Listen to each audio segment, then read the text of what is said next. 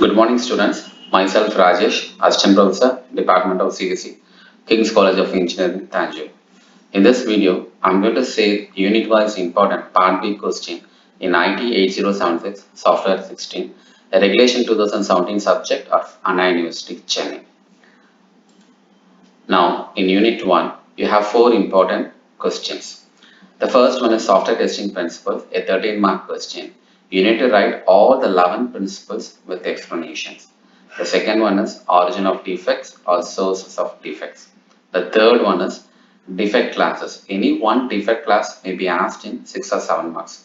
Totally you have 4 defect classes. So these 4 defect classes as a whole, they may ask it in 13 marks. So based on your marks content, you need to write the content in your university exam. The next question is testers role in two areas. One is software development organization, another is testers support of developing a defect repository. This usually is a 6 or 7 marks. Any one is asked repeatedly in university exam. The fourth, very important question, TMM level with V model. Suppose if you study all these four questions, suppose if there is any one question in application oriented question, then you can write the other either or choice, because the other either or choice question may be any one of these four questions. Sometimes you can write even both the choices, either or choices may be known to you if you study all these four questions. Okay, coming to the unit 2. In unit 2, it's a vast unit with 21 topics. Hence, you can study either one approach thoroughly. That is, if you study all the methods in black box approach, then you can write 113 marks surely. There is no doubt if you go through the white box approach for 2 marks. And vice versa. Suppose if you study all the white box approach elaborately, then you study the methods in black box approach for 2 marks. Hence, according to your textbook, we have 8 methods in black box approach, and in the white box approach, you have got 6 methods. Okay. Now, coming to the important questions in unit 2, which are things you need to go through. In equivalence class partition, this equivalence class partitioning and boundary value analysis, which is our two methods in black box testing, repeatedly they are asked. They may ask their own example, or they will explain these two methods with your own example. So prepare the contents of these two methods with the example. Okay, they combine together these two methods and they ask it in 13 marks, or sometimes they may ask it separately in 6 or 7 marks. Okay, similarly, the second question, if you come across the state transition and cause and effect graphing, which is also the black box system method, they ask it in either in 6 or 7 marks. Third question, that control for graphs and cyclometric complexity. This question in white box method, this white box method, this control graphs and cyclometric complexity, like equivalence partitioning and like boundary value analysis, they give some examples and they ask the question, or sometimes they may ask you to explain the concepts with your own example. So study the contents with an example. Okay. Now coming to the unit 3. Here it's also a vast unit with 24 topics. Okay. So you need to, when there is more topics, more choices are there for asking any question. So here when we are telling the 3 questions, you kindly go through those 3 questions. Okay.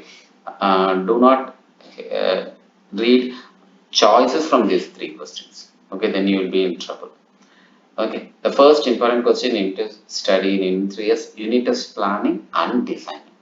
The second one will be the integration test strategies, planning and designing. In integration test strategies, they may be, you need to explain about bottom-up approach, top-down approach, and you study planning and designing also. Because so far in university exams, they ask integration test strategies alone. So there's more choices, chances for you getting in planning and designing. Okay, and in unit test planning and designing also you have got many questions. Separately they were asking 6 and 7 marks also. Now coming to the types of system testing, it's a very important question. As a whole they may ask it in 13 marks, or you have 5 types in your textbook actually. In your prescribed textbook, you have 5 types. But general, there are many types of system testing, around 8 to 10 are there. But in your textbook, they have briefly explained about only 5 to should be 5 system testing as that. Now, you need to explain, or sometimes they may ask any specific system testing, like they may ask you configuration testing, or they may ask you performance testing in specific in 13 marks. So, you need to prepare the content of each type of system testing for 13 marks. Okay, and if they as a whole, if they're asking you to write the types of system testing, kindly explain all the 5 main types, but the content should be limited to 13 marks, the entire content. So bring it to 6 to 7 pages, the types of system testing. Okay, now coming to the unit 4. Here in Unit 4, here for safer side, I am asking you to read 4 questions. The first 3 is more than enough. Okay, if you study the first 3 is more than enough. For safer side, I am telling the fourth one because in Unit 4 and Unit 5, there's more chances of getting Part C.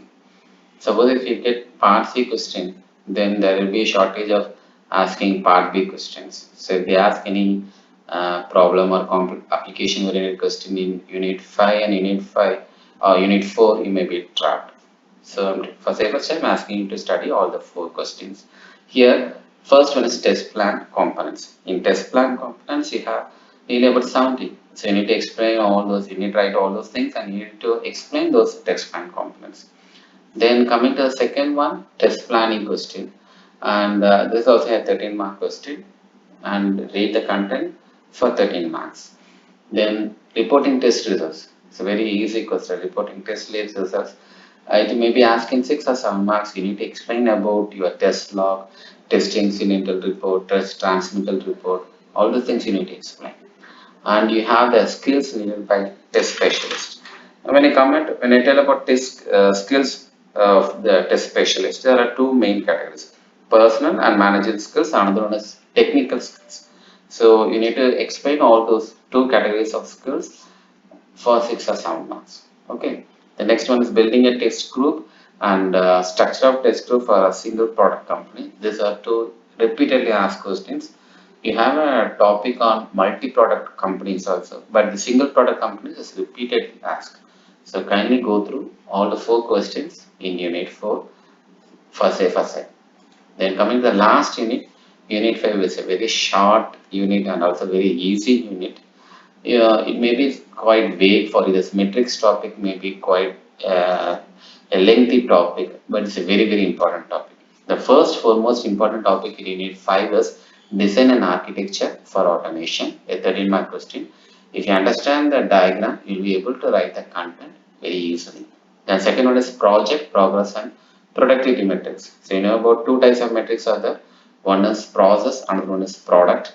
Your process in your textbook is not dealt with and you don't have it in your syllabus. You have only product metrics. In product, you have 3 types: project, progress, and productivity metrics. Any one metrics, you may ask it in part B.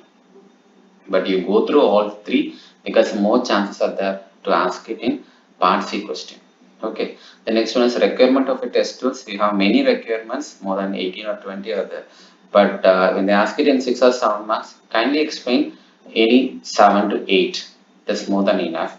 You need to list it out the requirements and explain those requirements.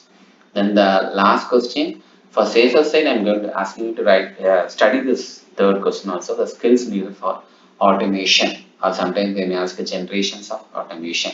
So kindly go through that question also, a very simple question. So safer side, you can, if any, the first is more than enough, but for safer side, you study the third question also. Okay, so being we have a long holidays, actually not holidays, we are staying at home due to corona. So I request all my students to stay home and be safe. Okay, thank you so much for watching my video, and I request you to be safe. Okay, next video we shall see unit-wise important part A questions, and I'm planning for doing important part C also. If you like this video, kindly subscribe this All Is Well channel by clicking the subscribe button. Share your valuable comments in comment section present below this video. Thanks a lot for your kind support. Your support in your comments really motivates me to do more YouTube videos. The support you gave me for the first video, the difference between black box and white box testing, really motivated me to do this type of videos. So certainly I will do more videos on software testing. Thank you so much. Thanks a lot.